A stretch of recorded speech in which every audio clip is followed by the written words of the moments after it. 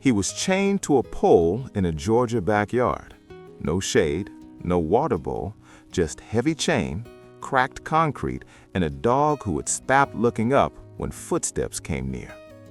His name was Walter, and for over 2 years, not a single person came back for him. If you've ever looked at a dog and just known in your gut that this animal deserved so much better than the life it was handed, then you're exactly who this channel was made for. Hit subscribe before we go any further, because Walter's story doesn't end the way you think it does. And trust me, you'll want to be here when it does. Walter is an English bulldog. Wrinkled forehead, heavy jaw, the kind of face that looks permanently unimpressed with everything. When you first meet an English bulldog, you think, that dog has seen things. You're not wrong. His original family got him as a puppy, probably because English bulldogs look incredible in photos, stocky, regal, unforgettable. But English bulldogs are real dogs with real needs. They need routine, they need consistency, they need someone who shows up every single day, even when it's inconvenient. His family stopped showing up after about a year. At first, it was just less playtime, then less interaction, then the backyard full time, then the chain, a heavy, rusted chain fastened to a metal pole near the fence line.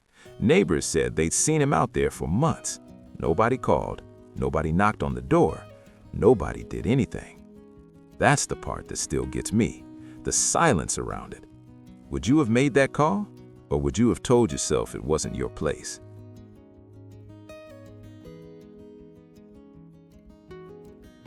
Animal control got the call after a summer storm. Walter had been out in it for 18 hours straight. He wasn't barking when they arrived. He wasn't pulling against the chain. He was just sitting in the mud, completely still, with his big, wrinkled head dropped low, like a dog who has run out of reasons to try. He was 4 years old, severely underweight. He had a skin infection spreading across his back and a raw patch behind his left ear where the collar had rubbed for months. The officer who found him said Walter looked up at her once, then looked away, like he'd already decided not to get his hopes up. But what nobody knew yet, what even the rescue team didn't see coming, was what Walter was actually carrying inside that worn-out body. My name is Kayla. My husband Dave and I had been talking about adopting for almost a year. We already had Roxy, a 3-year-old rescue mix with the energy of a golden retriever and the impulse control of a toddler on Halloween. We figured an older, calmer dog would balance things out. The rescue coordinator called Walter particular. She said it like it was a warning. It was absolutely a warning. The first night, Walter sat in the corner of the living room and stared at us for 3 hours without moving, not growling, not scared, just watching, like a very small, very wrinkled hiring manager deciding whether we were worth the risk. Roxy tried to play with him 4 times. He gave her the same look each time, slow, unblinking, deeply uninterested, then turned back to us. When he finally decided he was done evaluating, he walked to the couch with great effort and dramatic sighing, climbed up, and went to sleep. Dave looked at me. I looked at Dave. We had apparently passed the interview.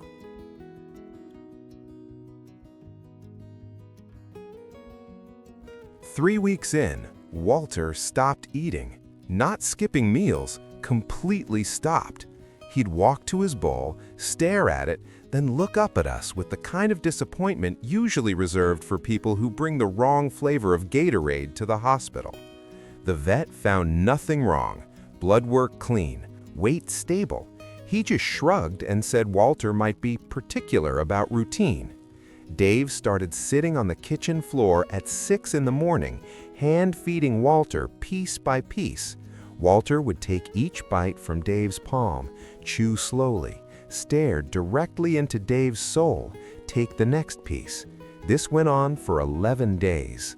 On day 12, Walter walked to his bowl and ate. No ceremony, no announcement, just ate like nothing had happened. And that same night, for the first time, Walter put his head on Dave's knee, just for a moment. Then he pulled back, looked away, and pretended it never happened. Dave didn't move for 20 minutes. Have you ever had a moment with an animal where you just knew something just shifted? Drop it in the comments. I want to hear yours.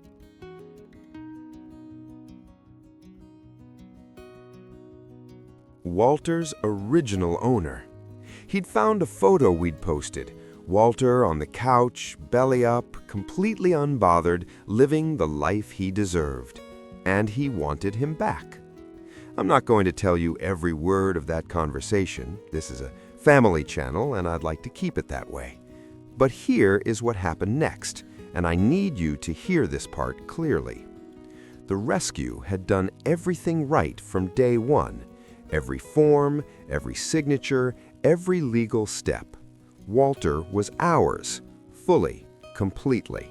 There was nothing this man could do, and the rescue coordinator confirmed it within the hour. But that phone call stayed with me for weeks, because it wasn't really about Walter anymore.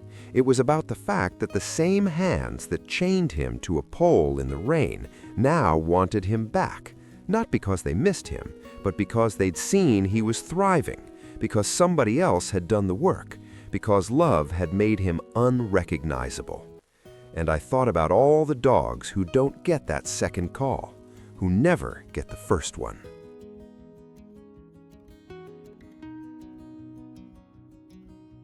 That night, Walter climbed onto the couch, his couch, pressed his full, ridiculous 17-pound wrinkled body against my side, and went to sleep.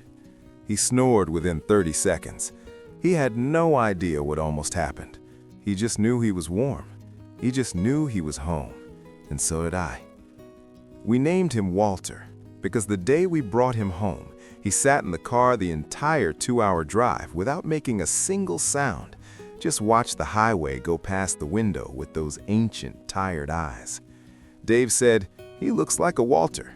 I said, "He looks like he's been through enough." We were both right. If Walter's story moved you, if it made you want to call your local shelter tomorrow or hug the dog you have a little longer tonight, then you're already part of this. Subscribe, because we have more stories like his. Dogs who were given up on, written off, left behind, and every single one of them has a comeback worth watching. Do you think a dog truly knows when they finally found home, or do they just quietly decide to trust again? Tell me. I think about this one a lot.